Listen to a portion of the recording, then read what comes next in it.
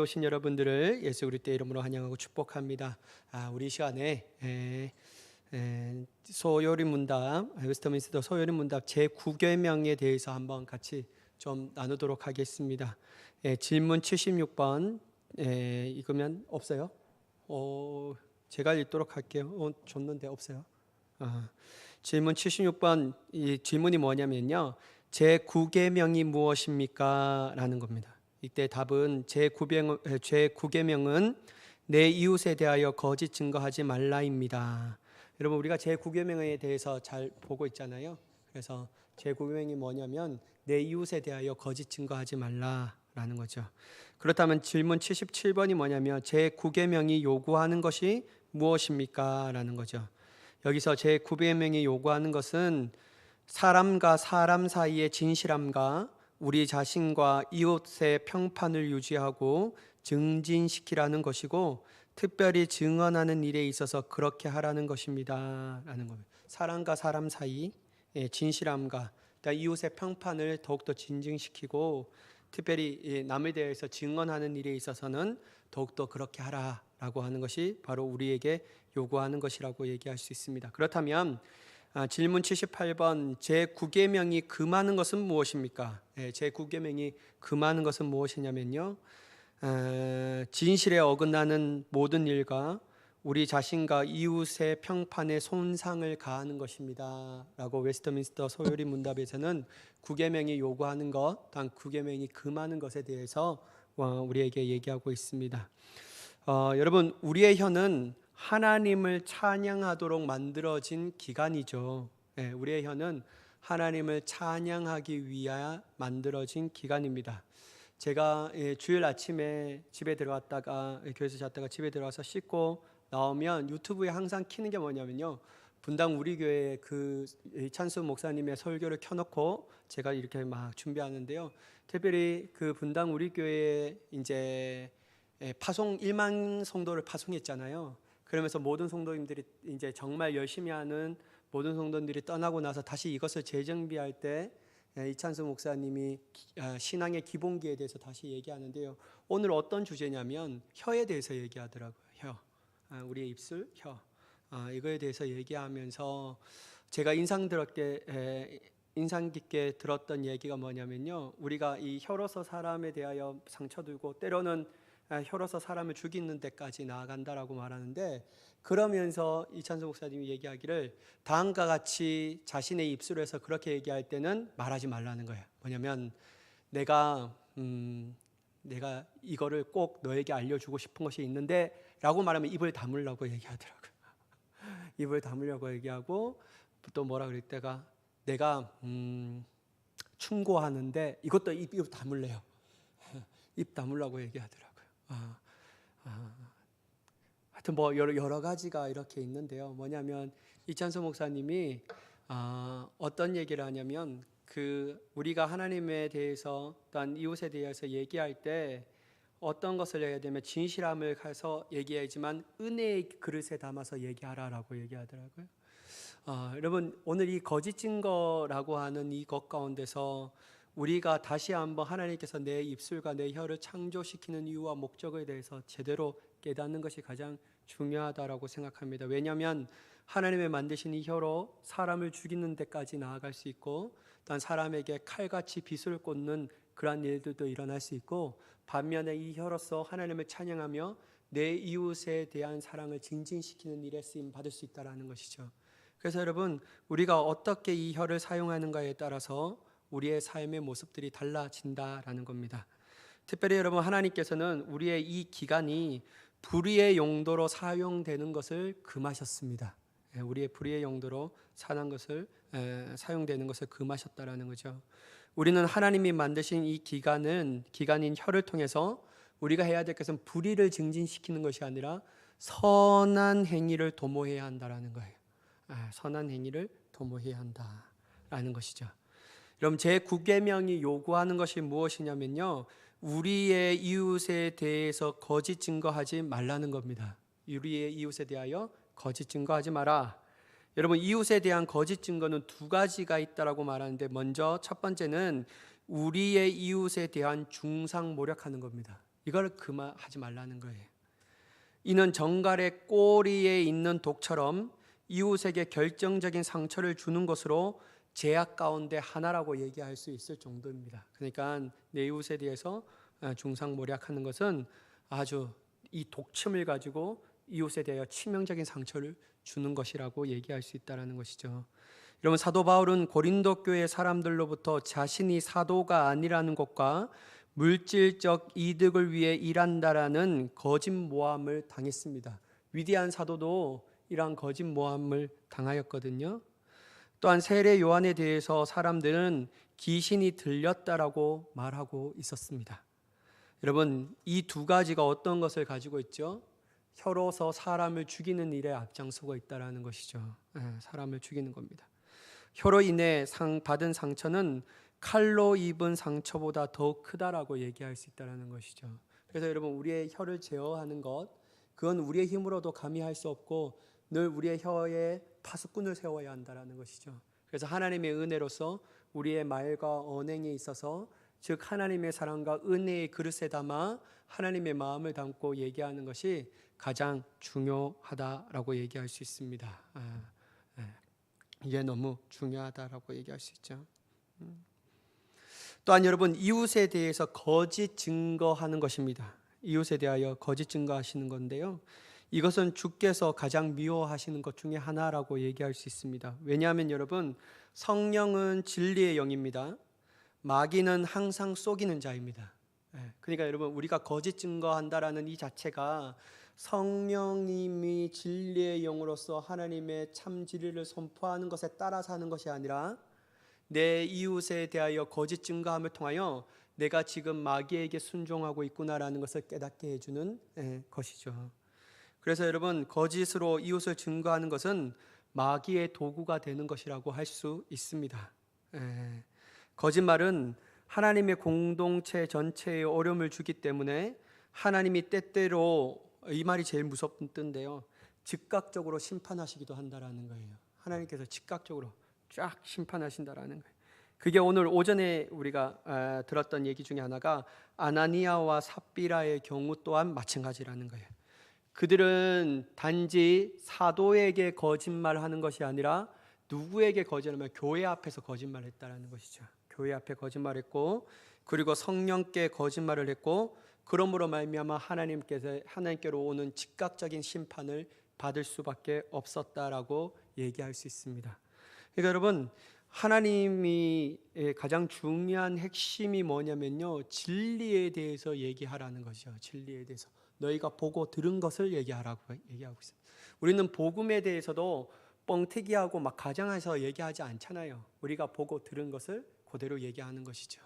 거기에 내 생각을 첨가해서, 내 말에 내 의도를 첨가해서 사람들을 설득시키기 위하여 복음을 전하는 것이 아니라, 때로는 사도 바울이 얘기하면 전도에 미련한 것, 즉 내가 보고 들은 모든 실체에 대해서 얘기한다라고 얘기하고 있습니다. 이거는 반드시 진리의 바탕으로 얘기한다라고 얘기할 수 있는데요, 이럴 때 여러분, 그 사람이 하나님께로부터 오는 충만한 복을 누리게 되는 줄 믿습니다. 그래서 여러분, 우리가 아무리 좋은 말도 그것이 하나님의 뜻에 맞지 않은 거짓에 대하여 얘기한다면요, 우리는 때로는 두려워하는 마음으로 우리의 입술을 막아야 할 줄 믿습니다. 그래서 여러분, 이 거짓 증거하는 것은 절대로 우리가 하지 말아야 할 것 중에 하나라는 것이죠. 여러분, 구계명의 적극적인 의미는요, 사람과 사람 사이의 진실을 유지하고 증진시키라는 것을 의미합니다. 사람과 사람 사이의 진실을 유지하는 거예요. 증진시키라는 것을 얘기하고 있죠. 이 진실을 유지하는 것뿐만 아니라 진실을 계속 더욱더 세워나간다라는 것이죠. 저는 사람을, 이런 말을 하면 좀 그렇지만 저는 사람을 잘 믿지 않아요. 좀 잘 안 믿는 스타일이거든요. 돌다리도 한 번 두들겨서 안 되고 한 3번이나 4번 정도 두들겨서 가는 스타일이고요. 그리고 저는 이게 낯가림이 좀 심해서 잘 막 이렇게 처음 보는 사람이랑 그렇게 말을 잘 하질 못해요. 그래서 좀 어색해하고, 그리고 특별히 여성분들이랑은 좀 더 제가 좀 말을 잘 못합니다. 애들은 좀 괜찮은데, 좀 뭐랄까, 청년 선생님들도 괜찮은데 약간 좀 넘어서면 그 말하는 게 좀 조심스럽다라고 얘기해야 되나, 혹시나 예의가 없이 내가 얘기할까 봐에 대한 엄청난 정말 이렇게 쫙 주의 깊게 하는데요. 그러면서 제가 느꼈던 게 내가 어떤 사람을 도대체 좀 멀리 할까라는 것 중에 고민하다가 뭐냐면요. 거짓말하는 사람들이 특별히 신뢰가 많이 안 가더라고요. 거짓말하는 사람. 분명히 저 사람은 앞에서 번지르하게 얘기하는데 좀 더 한 커플만 들어가 보면 아닌 것 같아요. 예. 그런 사람들을 여러분 보이는 눈에는 되게 멋지게 보일 수 있거든요. 근데 조금만 시간이 지나면 그 사람의 실체가 드러날 수밖에 없다라는 것이죠. 그러니까 여러분 저는 사람을 믿음의 대상이라고 생각하지 않고 도리어 사랑의 대상이라고 생각하거든요. 우리가 그 사람에 대한 긍휼의 사랑으로 바라볼 때 어떠한 말에 인해서도 상처를 받지 않고 어떠한 말에 인해서도 실족하지 않는다. 여러분 교회 안에서 뭐 이렇게 때려서 사람을 막 이렇게 상처 주고 막 이렇게 막 쳐서 이렇게 사람에 대해서 상처 주는 거 없잖아요. 교회 안에서 상처 받는다라는 것은 다 말이에요, 말. 이 말에 대해서 막 상처하는데요. 그래서 오늘 설교를 이렇게 딱 듣다가 뭐냐면 상처 받지 말라고 얘기하더라고요. 상처를 어떻게 안 받을 수 있냐? 그냥 어떻게 생각하냐면 저 사람은 초등학생이다 생각하래요. 초등학생이 저렇게 얘기하고 있구나. 아니, 당신은 초등학생이, 뭔 대학생이 초등학생 한 말로 한 걸 갖고 상처받을 리가 뭐가 있냐. 그러니까 저 사람이 얘기할 때, 상처가 될 것 같으면, 저 사람은 초등학생이구나 생각하라는 거예요. 어린아이로 생각하면 상처를 받지 않는다라고 말합니다. 그런 것을 우리가 좀 해야 되는데요. 그래서 여러분 적극적으로 우리가 사람에게 대할 때도 진실함으로 대해야 합니다. 진실함. 거칠애로 대해서는 안 되고, 일단 그 진실을 유지시키는 것으로 끝나는 것이 아니라 그 진실함의 유대관계를 더욱더 진진시키는 일 가운데 나아가야 하는 거예요. 그게 도구가 뭐냐면요, 우리의 말에 사실적인 말, 정말 진리의 말, 그런 것을 통해서 할 수가 있다는 것이죠. 여러분, 우리가 진실을 유지하기 위해서는 상호간에 솔직하게 마음으로부터 진실을 말해야 합니다. 그러니까 딱 내 마음 가운데 딱 포장을 가지고 멋지게 얘기하는 것보다도 우리 안에 있는 진실함, 솔직한 마음으로 진리를 얘기하는 것이 가장 중요하다라고 말할 수 있다는 것이죠. 또한 시편 15편 1절에서 3절에서는요. 다윗은 주님 앞에 나올 때 자신이 다른 사람에 대해서 정직하게 했는지와 그 마음의 진실을 말했는가를 돌아보았다라고 얘기해요. 사도 바울도 늘 내 언행에 있어서 진실한가, 그리고 진리를 내가 얘기했는가, 그게 아주 자신의 마음을 돌보는 일들에 앞장섰다라고 얘기할 수 있죠.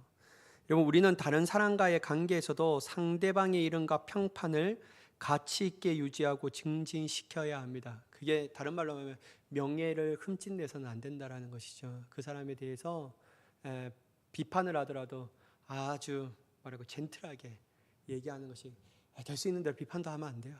여러분, 내가 너를 생각해서 얘기하는 건데 이때는 여러분 입을 닫아야 합니다. 그거 여러분 하지 말라고 하더라고요. 여러분, 사람이 아무리 좋은 관계라고 하더라도요, 이 사람이 내가 당신을 생각해서 내가 너 잘 되라고 얘기하는 거야 라고 말할 때는 그 아주 이 비수가 그 마음에 숨겨져 있다라고 얘기할 수 있다는 것이죠. 특별히 여러분, 부모가 자녀들에게 다 너가 잘 되라고 얘기하는 거야 막 이렇게 얘기하잖아요. 근데 알고 보면 다 잔소리예요. 뭐 그게 우리가 잘 되라고 하지, 뭐 엄마 마음에 합당하기 위해서 하라는 거지, 뭐 우리가 그렇게 함을 통해서 아빠의 마음에 기쁨을 얻게 하기 위해서 하는 거지, 진짜 내 자녀가 잘 되라고 얘기하는 것, 정말 내 자녀가 잘 되기를 원해서 하는 마음도 있지만 결국 내 기준에 충족하기 위해서 내 자녀를 내 의도대로 끌고 가려고 하는 그러한 그 의도의 명확성을 가지고 얘기하는 것이죠. 그러니까 여러분, 될 수 있는 대로 좋은 말도 이렇게 정말 저 사람이 필요한 말도 할 수 있는 대로 안 하는 게 가장 좋고요. 그 다음에 이 은혜에 만약에 할 때 될 때는 아주 솔직하게 이 은혜의 그릇을 담고 나아가는 것 또한 좋다라고 생각합니다.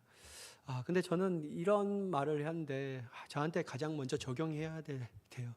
저는 우리 어머니한테 아주 비수의 칼날을 꼭 왜 그런지 모르겠어요. 저는 그게 몇 번이나 얘기했는데 좀 안 돼요.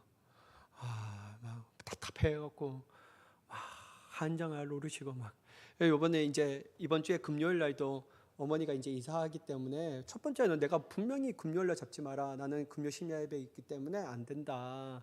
그러는데 그래 알겠다고 하는 거예요. 근데 이제 또 이사를 그때 잡았어요.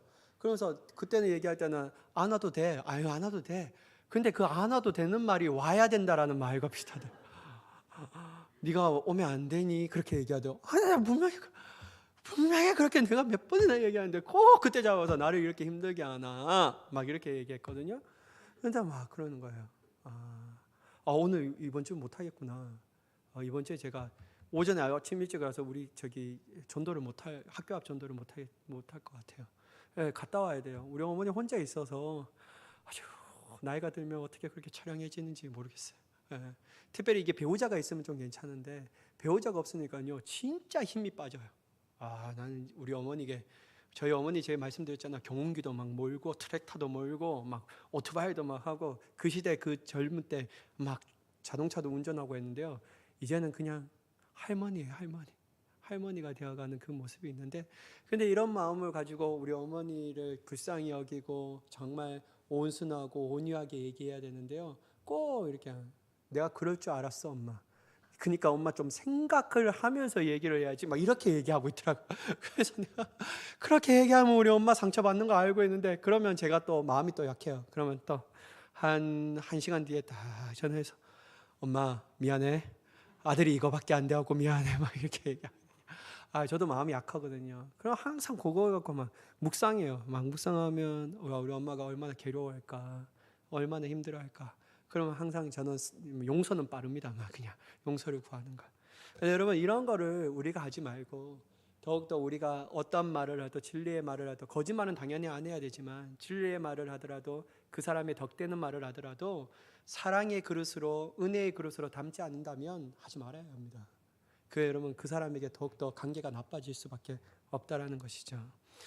여러분 우리의 심령에서 거짓을 미워하고 거룩을 추구하는 데서 이 모든 것들이 나온다라고 말합니다. 우리가 진실을 얘기하고 그 사람의 명예를 지켜주고 그 진실을 더욱더 유지하고 증진시키는 것은 뭐냐면요, 우리 안에 거룩한 마음, 또한 우리 안에 또한 거짓을 미워하는 그 추구되는 그 마음으로 나온다라고 얘기하는 거예요. 여러분 우리가 거짓말한다는 자체가 타락한 본성에 우리가 얽매여 있다라고 얘기하는 것이죠. 그러니까 여러분 우리가 계속해서 진리를 얘기하는 것, 내가 이렇게 진리를 얘기할 수 있는 것이 하나님의 주신 거짓을 미워하고 거룩을 추구하는 삶을 살아가고 있구나라고 반면에 느낄 수 있다라는 것이죠. 또한 여러분 성령의 역사로 겸손하고 악의가 없는 마음에서 나옵니다. 성령의 역사를 통하여 겸손하고 악의가 없는 마음에서 나온다라는 것이죠. 우리는 특별히 그리스도와 하나님께 대해 신앙 고백을 하는 자들입니다. 그래서 하나님의 영광을 위해 사람들 사이에 상호 신뢰가 증진되도록 노력해야 한다라는 것이죠. 그래서 여러분 우리가 정말 이 성도들에게 교제할 때요, 주의 깊게 그리고 사력 있게 단 겸손과 사랑의 언어의 태도로서 얘기하는 것이 가장 중요합니다. 중요해요. 그렇지 않으면 내가 너 잘 되라고 얘기하는데, 내가 너 생각해서 얘기하는데, 내가 진짜 이 얘기하고 기분 나빠하지 마 이렇게 할 때는 그냥 화장실 가요. 그냥 내 입에서 그 나에게서 잠깐만 내가 화장실 좀 갔다 올게 하면서 딱 갔다 와서 그럼 뭔 말 하려고 그래서 내가 화장실 갔다 와서 다 까먹었다고. 그게 여러분 우리의 관계를 유지시킬 수 있는 비결이라고 얘기할 수 있다는 것이죠. 일단 여러분 이웃의 평판을 유지하고 증진시키는 방법은요, 다른 사람 안에 있는 훌륭한 점을 바라보고 합당한 방법으로 인정하는 것입니다. 여러분 사람을 바라볼 때 단점만 바라보면요, 미워 죽어요. 미워 죽어. 그 사람이 너무나도 안 좋은 것만 보일 수밖에 없는 거죠. 이것도 안 좋고 저것도 안 좋고, 얘는 뭐를 해도 진짜 미워 죽겠고 뭐를 주기도 싫고 막 이런 거 있잖아요. 근데 여러분 우리가 정말 사랑의 필터로 하고 하나님의 마음을 가지고 그 사람을 훌륭한 점을 바라보면요, 그것이 더욱더 극대화돼요. 그러니까 내 눈에 어떠한 필터를 바라봄을 통해서 그 사람과 관계를 맺고 있느냐가 너무 중요한 거예요. 너무 중요하다라고 얘기할 수 있죠. 그래서 여러분 이웃 사람과의 그 진실을 유지하고 또 증진시키는 것은 뭐냐면요, 그 사람의 자꾸만 장점을 바라볼 수 있는 훈련을 해야 합니다. 그게 가장 중요하다라고 얘기할 수 있죠. 제가 금요 심야 예배 때 가운데 제가 막 저는 예전에 막 복음에 대하여 막 이렇게 했대요. 훈련, 그게 뭐가 필요해? 그렇게 제자 훈련 잘하는 사람이 예수님의 제자처럼 살아? 그에 대해 회의적 시각이 되게 많았거든요. 나는 제자 훈련 받았다고 해서 정말로 뭐 제대로 사는 사람도 있지만 거의 7, 80%는 동일하게 예전의 모습으로 살아가고 있는데 뭐 훈련을 그렇게 할 필요가 뭐가 있냐, 그런 생각했어요. 그러면서 오로지 복음, 그 사람이 복음을 깨닫게 해주는 것이 가장 중요하다. 근데 여러분 그게 연결되어 있다라는 생각을 많이 했어요. 그리고 제가 이번 주 이제 사도행전이 금요 신예배 다 끝나고 돌아오는 금요일부터 요한계시록에 대해서 좀 보려고 하거든요. 그러면서 이 사도행전 끝나면서 제가 어떤 훈련에 대해서 제 마음 가운데 감동이 있냐면요, 우리의 삶 가운데 일어나는 일희일비하지 않는 이유, 내가 그 어떤 조그만 사건에서 우리의 마음이 송두리째 흔들리지 않고 조그만 사건이라도 우리의 마음 가운데 낙심되지 않는 그 영적 훈련을 해야 되는데, 어떤 영적 훈련을 하냐면요, 예수님을 중간에 놓고 봐야 돼요. 철저하게 하나님의 시각으로 바라보는 것, 하나님의 중심으로 이 세상을 바라보는 훈련. 그걸 바라볼 때 여러분 우리의 마음이 안 흔들려요. 여러분 이건 영적 훈련이 필요합니다. 의도적으로도 그렇게 해야 하는 거예요. 그러니까 여러분 만약에 하나님의 중심으로 내 삶을 딱 놓고 다른 사람이 나한테 안 좋은 얘기를 해요. 근데 여러분 하나님의 중심으로 바라볼 때 모든 것들이 나에게 하는 말이 하나님께서 혹시나 나에게 하는 말씀이실까? 그렇게 생각함을 통하여 기분 나쁘고 저 사람은 내가 절대로 상종하지 말아야 할 사람이라고 바라보는 것이 아니죠. 때로는 여러분 그것이 나의 마음 가운데 상처로 다가올 때도 여전히 주님의 중심으로 바라보면 하나님께서 왜 저 사람에게 저런 입술을 통해서 나에게 말씀하실까에 대한 깊은 고민을 가지고 있는 거예요. 그래서 사람에 대해서 묵상한 것이 아니라 하나님의 의도와 그 섭리에 대해서 묵상함을 통해서 기도 자리에까지 나아가게 되는 거예요. 그러니까 여러분 우리가 의도적으로도 주님을 중심으로 놓고 살아가야 합니다. 그게 가장 중요해요. 그게 하지 않으면요, 우리의 삶 가운데 조그마한 사건이 탁 몰려오잖아요. 그 하나의 사건에 가서 일희일비한다라는 거예요. 우리 집사람이 막 그러더라고요. 요즘에 그 말에 꽂혀 있는가 봐요. 막 이렇게 하더라고요. 일희일비. 막 얘기하는데 저는 그런 것 같아요. 제가 그 훈련을 받아야 된다라는 생각이에요. 저는 조그만 하나의 사건으로 해서 내 마음이 크게 낙심될 때도 있고요, 조그만 사건에 있어서도 기뻐할 때가 있거든요. 근데 여러분 내가 하나님의 중심으로 놓고 보면요, 그렇게 크게 기뻐하고 그렇게 낙심할 필요가 없는 거예요. 그렇다면 목사님은 어떻게 해야 되는 거예요? 모든 것이 그냥 감사한 거예요. 하나님이 베푸신 은혜이기 때문에. 우리에게 주는 것은 뭐냐면 주님의 은혜에 대한 감사함. 그게 가장 중요하다라는 것이죠. 그래서 여러분 우리가 이것을 바라봄을 통해서 사람들에 대해서도 또한 시각을 가지고 바라봐야 하는 거죠. 저 사람의 훌륭한 장점을 주님 내게 보이게 하여 주시옵소서 라고 기도하는 거예요. 이거 잘 안 됩니다. 그러니까 여러분 영적 훈련이 필요한 거예요. 영적 훈련으로도 우리가 열심히 해야 되지만요, 그 외에 도우시는 성령님의 도우심이 필요합니다. 그러니까 여러분 우리의 삶 가운데 이런 것들로 가져 나아가야 한다라는 것이죠. 여러분 사도 바울은요 로마에 있는 성도들을 생각하면서 하나님께 감사를 드렸습니다. 로마 교회 성도들을 생각하면서 감사하는 거죠. 그리고 로마서의 마지막 부분에 가서는요 성도들의 장점을 일일이 소개하면서 서로 무난하라고 당부하였습니다. 사도 바울 또한 단점만 바라보면서 극도로 막 책짓질만 하는 것이 아니라 그 안에 있어서 장점을 얘기하는 거예요. 여러분 우리가 금요일 신념에다 이제 요한계시록 볼 건데, 요한계시록도 7교회의 사도들에게 제자들에게 편지하잖아요. 그 사자에게, 교회 사자에게 편지할 때도 칭찬을 하고 단 그렇게 책망하는 것도 있어요. 그러니까 여러분 하나님의 시선을 볼 때 저 사람은 아예 안 돼, 이게 아니라 우리가 안 좋은 면을 보는 것이 아니라 더욱더 장점을 바라보면서 그것을 하나님 앞에 감사하고 또한 그 사람을 더욱더 사랑하며 나아갈 수 있는 자가 되기를 간절히 축복합니다. 또한 이웃의 평판을 유지하고 증기시킨다는 것은 뭐냐면요, 다른 사람에 대한 선한 보고에 대해서 기꺼이 받아들이고 기뻐한다라는 것이죠. 이게 어떤 말이에요? 쉽게 말하면 어떤 사람이, 내가 저 사람이랑 우리가 사회에 관계에 있는데 어떤 사람이 저 사람에 대해서 막 내 앞에 칭찬하는 거예요. 근데 나는 저 사람이 너무 싫은 거야. 근데 막 칭찬해요. 너가 그거 맞을 것 같아? 막 이렇게 하면서 네 눈이 잘못된 거야. 이렇게 하지 말고 제발 그 사람의 칭찬한 것을 선한 의도로 받아들이라는 거예요. 그게 가장 기꺼이 기쁨으로 받아들이라고 얘기할 수 있죠. 그래서 여러분 다른 사람들의 장점과 은사들을 솔직하게 인정하고 그것을 좋아하는 것이 우리에게 필요하다라는 것입니다. 여러분 다른 사람의 장점을 인정해 줘야 합니다. 그게 시기와 질투로 연결돼서는 안 된다라는 것이죠. 저 사람의 장점, 저 사람이 받은 은사는 참 저렇구나. 라는 것을 그냥 인정해 주면 돼요. 그 꼭 내 은사랑 비교해서 시기심과 그런 이 불행한 마음을 가질 필요가 없다라는 것이죠. 각자의 받았던 은사는 다르기 때문이죠. 하나님이 주신 그 은사, 하나님 주신 그 마음들은 다르기 때문에 또한 그것을 통해서 서로를 칭찬을 하면서 그 사람을 세워줄 수 있는 믿음의 사람이 돼야 될 줄 믿습니다. 이게 가장 중요합니다. 일단 여러분 이 제9계명에 금하는 것은 뭐냐면요, 모든 종류의 거짓말, 여기서 여러분 화이트 거짓말도, 화이트 라이어라고 말하는 이 하얀 거짓말도 하지 말라는 거죠. 모든 종류의 거짓말과 속임수, 고소하는 것, 말을 왜곡시키는 것뿐 아니라 진실에 어긋난 모든 일이다라고 말해요. 여러분 우리가 진실을 여기 앞에 딱 두고 이 사람의 기분을 상하게 할까봐, 이 사람에 대해서 좀 더 나을까봐 그렇게 막 이렇게 하얀 거짓말도 하지 말라는 거예요. 그냥 진리만, 진실만 얘기해 줘야 한다는 거예요. 근데 대전제는 앞에 제가 말했잖아요. 은혜의 그릇에 담아서 얘기해 줘야 되는 거죠. 그게 가장 중요합니다.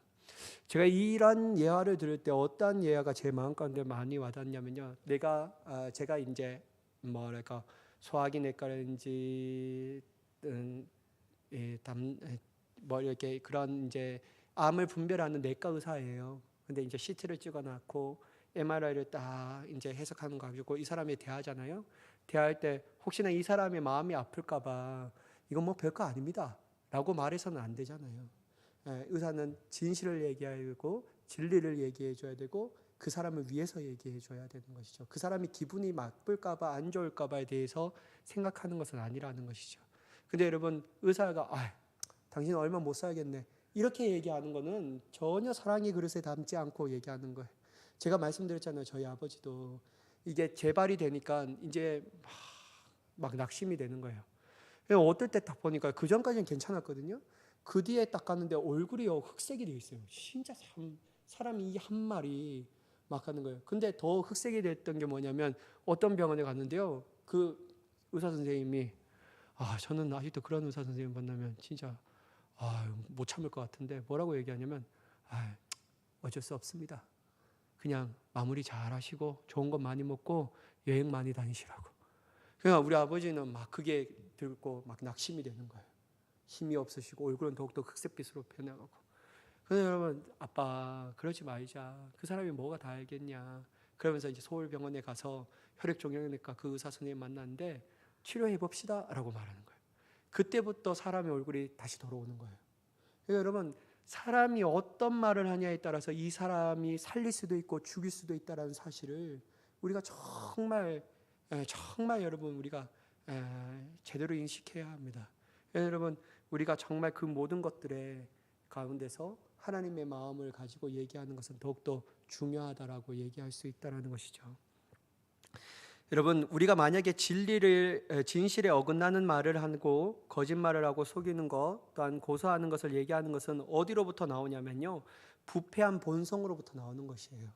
부패한 본성. 여러분 성령으로 거듭난 사람은 반드시 이러한 행위를 하지 않도록 그 행위를 벗어야 한다라는 거예요. 내가 성령으로 거듭났어요.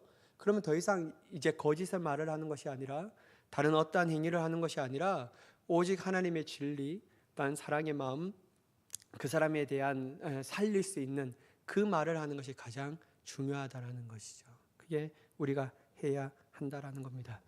여러분 제9계명에 금하는 것은 이웃에 대해서 나쁜 소문을 내는 것 또한 포함됩니다. 이거 나가면 안 되는데 이거 잠깐만 꺼주시겠어요? 제가 얘기하고 싶어요.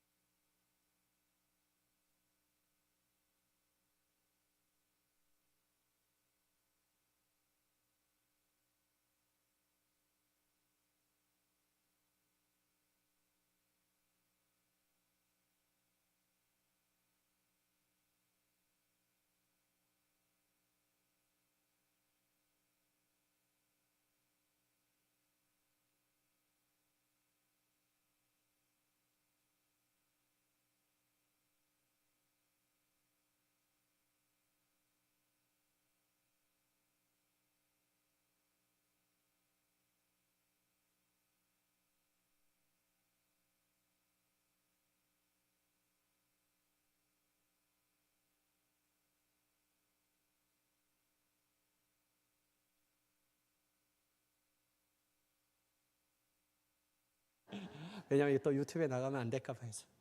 여러분, 그래서 여러분 웬만하면 이웃에 대하여 나쁜 말을 하지 않는 게 가장 좋은 거예요. 언젠가는 그 얘기가 이 얘기가 더 들어서 자기가 얘기하는 것처럼 나올 수 있다는 것이죠. 여러분, 제가 금요 심야 예배 때인가? 아니다. 저번 주 주일 2부 예배 때 라합에 대해서 얘기하면서 비밀은 없다. 비밀은 없다라는 거예요. 여러분, 이 여호수아가 이 여리고 정탐꾼을 보내잖아요. 여리고 성에 정탐꾼 2명을 보내요. 근데 여러분, 정탐꾼을 보낼 때 대놓고 보냅니까? 숨겨서 보내잖아요. 근데 나중에 보면요, 이스라엘의 여리고 정탐꾼 2명이 들어왔다는 사실을 알아요. 그 왕이 알아요. 그리고 이 왕은 그 사람을 어디에서, 정탐꾼이 왔는가 어디에서 확인시키냐면요, 그 라합의 집으로 보내요. 참 기가 막히죠. 그냥 제가 그 성경 본문을 공부하면서 느꼈던 게 뭐냐면, 인생의 비밀은 없다. 비밀은 없는 거예요. 여러분, 내가 이거 비밀인데 라고 하는 그 시점부터 더 이상 비밀이 되지 않습니다. 그러니까 내가 내 인생의 비밀이다 라고 생각하는 마음이 있다면요, 말하지 않는 것이 비밀을 지킬 수 있는 거예요.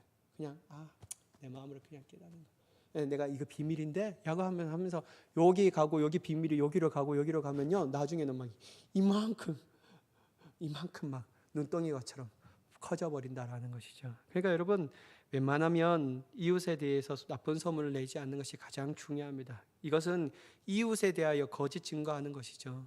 또한 헛된 영광을 추구하고 자신을 자랑함으로 이웃에게 시기심을 촉발해 싸움을 일어나게 하는 것 또한 포함됩니다. 헛된 영광을 추구하고 자신을 자랑함을 통해서 이웃의 시기심을 발휘하지 말라고 말합니다. 하라고 하지 말라고.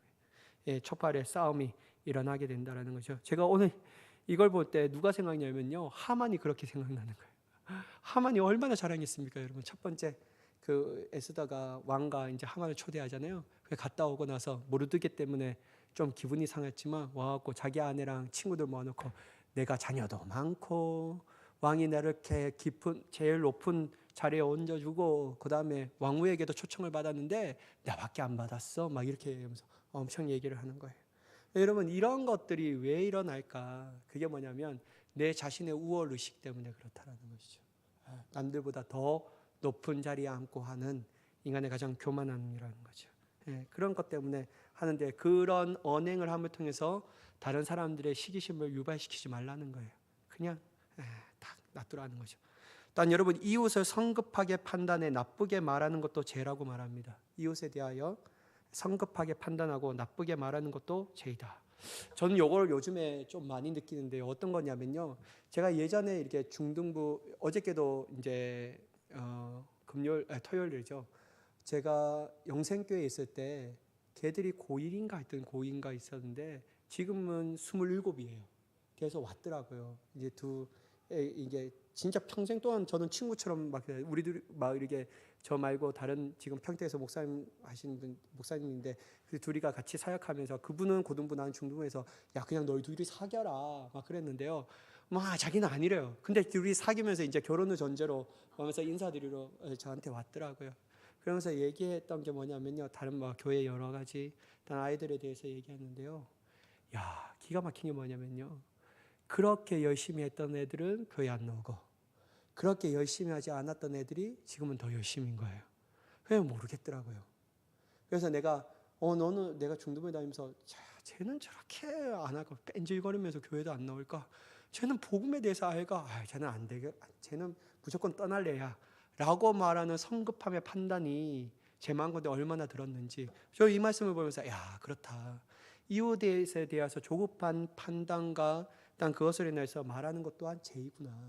여러분, 이웃에 대하여 판단을 하지 않는 것이 가장 좋고요. 그러면 판단하려면요, 오랫동안 지켜봐야 됩니다. 오랫동안. 그리고 가장 확실하게 이 사람에 대해서 알고 싶으냐면 어떻게 해야 되면요, 같이 일해봐야 하는 거예요. 아주 친밀하게 일해봐야 돼요. 그래야지 이 사람에 대해서 조금이나마 알 수 있는 거죠. 근데 멀리 떨어져 있으면요, 잘 알지 못하는 거예요. 또한 여러분, 이웃을 비웃거나 조롱하거나 험담을 하는 것도 죄다라고 말하는 거죠. 이웃을 비웃거나 조롱하거나 험담을 하는 것도 죄이다. 또한 이웃에 대한 거짓 증거는 소문으로 번져서 당사자에게 큰 해를 줄 수 있다는 것을 기억해야 한다라고 말하고 있습니다. 그래서 여러분, 이것에 가장 큰 고통을 받는 사람들이 누구죠? 연예인들 아닙니까? 연예인들. 이게 글씨 하나로서 자신의 삶을 던지는 그런 안타까운 일이 일어나는데요. 그래서 여러분, 이게 가장 좀 중요하다라고 생각하는 것 중에 하나입니다. 저는요, 말에 있어서 품격이 있어야 된다고 생각하는 사람 중에 하나입니다. 내가 보수를 사랑해요. 내가 진보를 사랑하더라도 나는 정치적 색깔이 중요한 것이 아니라 그것을 의사를 표현하는데 아주 젠틀하게 표현해야 한다고 생각하거든요. 특별히 여러분, 저는 모르겠습니다. 문 대통령 앞에서, 사저 앞에서 시위를 할 수 있죠. 그 다음에 윤석열 대통령 집 앞에서 시위할 수 있습니다. 근데 여러분, 내가 진짜 보수이면요, 보수의 품격, 내가 진짜 진보라면요, 진보의 품격을 보여줘야 하는 거예요. 근데 쌍욕을 하면서 내가 보수주의자라고 얘기하고 하면 내가 그 안에서 나팔을 불면서 찬송가를 멋지게 부르면 뭐합니까? 아마 그 사람의 본성에 있어서는 부패단 10년 가운데 쌍욕이 나가는데, 여러분, 그건 중요하지 않아요.